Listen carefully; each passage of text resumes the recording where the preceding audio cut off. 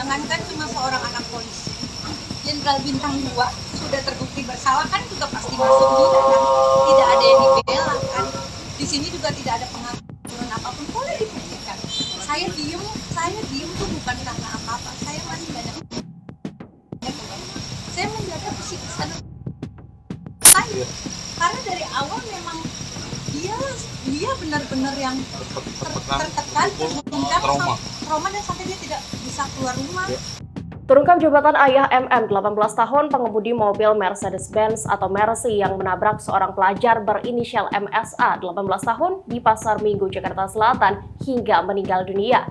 MM ternyata merupakan anak dari Karo Ops Polda Nusa Tenggara Barat. Dilansir Tribun News, fakta ini diungkap oleh Kabid Humas Polda NTB, Kombes Pol Lalu Muhammad Iwan Mahardan. Saat dihubungi wartawan pada hari ini, Senin 3 April 2023, ia membenarkan bahwa ayah MM menjabat Karo Ops Polda NTB atas nama Kombes Abu Bakar Tertusi. Meski begitu, Lalu mengatakan bahwa pihak Polda NTB masih belum memberikan tanggapan apapun soal kasus kecelakaan yang melibatkan anak dari anggotanya ini. Seperti dalam pemberitaan yang ada, MM diketahui menabrak MSA di Jalan Taman Marga Satwa, Pasar Minggu, Jakarta Selatan pada Minggu 12 Maret lalu, sekira pukul 2:20 dini hari. Saat kejadian, korban diboncengkan temannya berinisial SBA menggunakan sepeda motor Honda Vario berplat nomor polisi B4454 SRT. Menurut keterangan kakak korban, yakni N, pelaku MM sempat mencoba kabur seusai mobil Mercy menabrak hingga akhirnya diberhentikan oleh driver ojek online.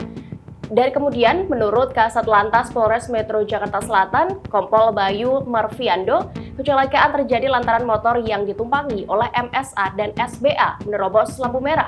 Terkait dengan hal ini, keluarga MSA pun meminta kepolisian untuk menunjukkan rekaman CCTV dari segala arah.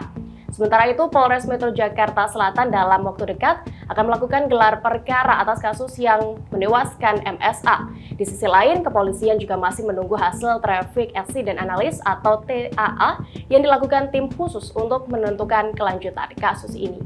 Malik itu udah 18 tahun, anak saya sudah 18 tahun, dan dia sudah sakit hukum.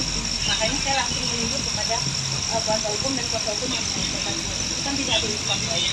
Buktinya dari awal pertama, kalau memang kami tidak ada itikat baik, uang damai. Tapi saya tidak pernah memberi uang damai apapun, dan saya tidak pernah bahasanya mau berdamai itu memberi uang gitu. Dan setelah pertemuan, karena bertemu itu nanti akan dijelaskan tuntutannya apa aja, yaitu yang aku agak kaget gitu ya, maksudnya karena kan ibunya juga bilang bahwa bahasanya ibunya bilang ibu kita mau proses hukum atau mau penyelesaian mufakat saja. Karena kalau kita mufakat, kita kesampingkan dulu masalah benar dan salah, kita kesampingkan dulu. Jadi kalau mufakat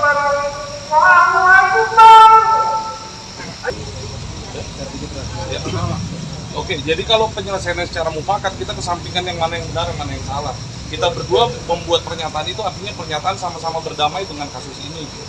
Tapi kan dari pihak sana tidak menerima. Dia ada permintaan dia yang menurut klien kami pun tidak masuk akal. Yang mungkin tidak boleh. Pihak dari almarhum itu meminta ingin membangun masjid seharga mobil yang dipakai untuk nabrak. Kita bilang itu kurang, pun bukan yang kami mau, yang bukan klien kami mau gitu.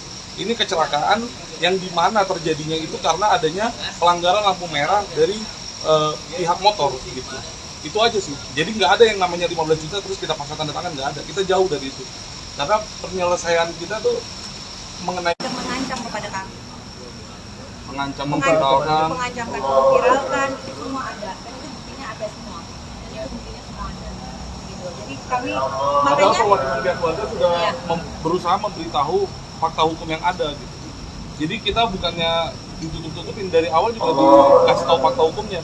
Ada di berita saya baca juga mengenai katanya sudah tidak ada di Polres, ya tidak ada orang masih proses penyelidikan, jadi belum ada penahanan di situ. Polisi pun belum menentukan siapa tersangkanya. Dan, kan keputusan keluarga ya Mas, kami tidak bisa gini. Kan dari awal Satlantas juga udah bilang kita akan tegak lurus semuanya. Di sini pun suami saya tidak ada intervensi sama sekali. Semua di sini yang ngurus di Jakarta saya.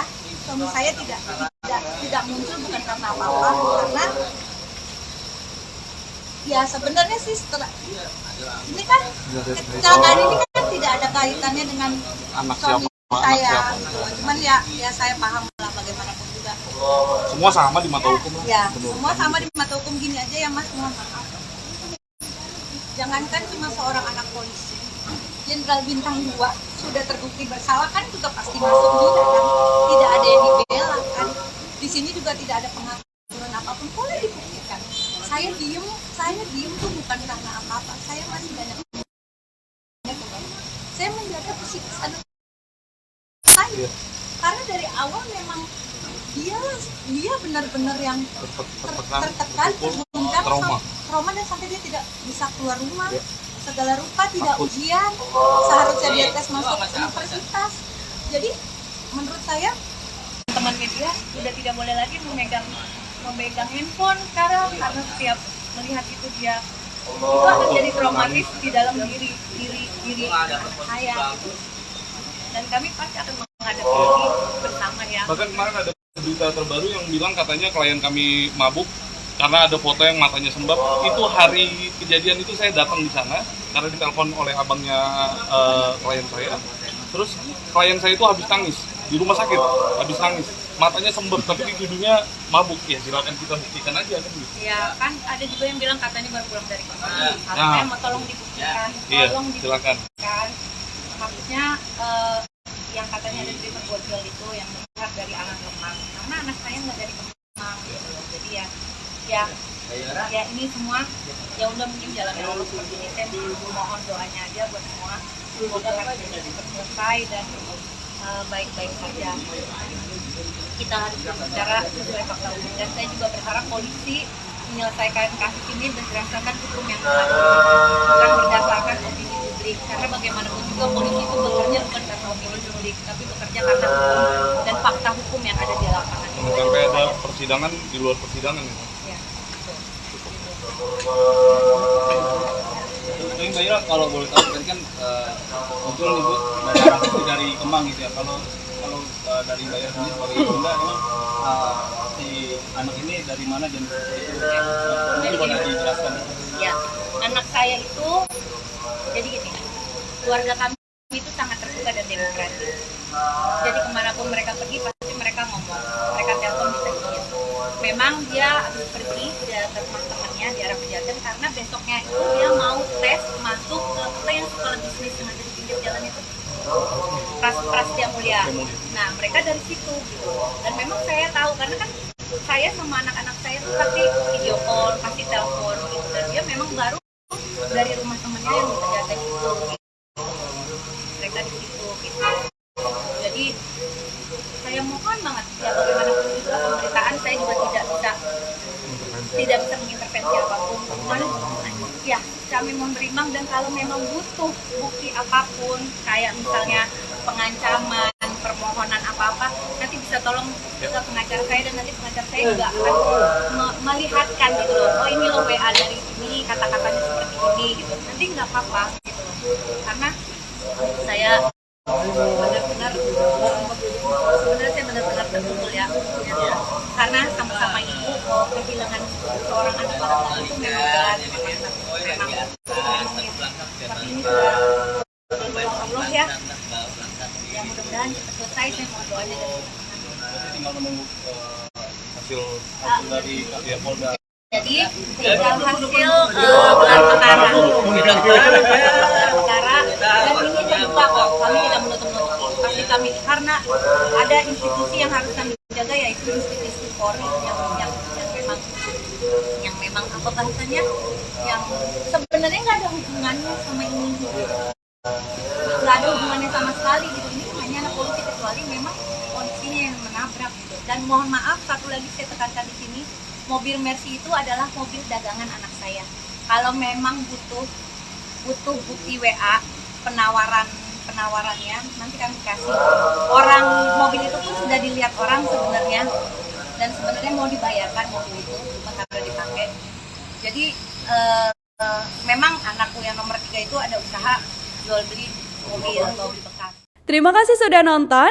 Jangan lupa like, subscribe, dan share ya.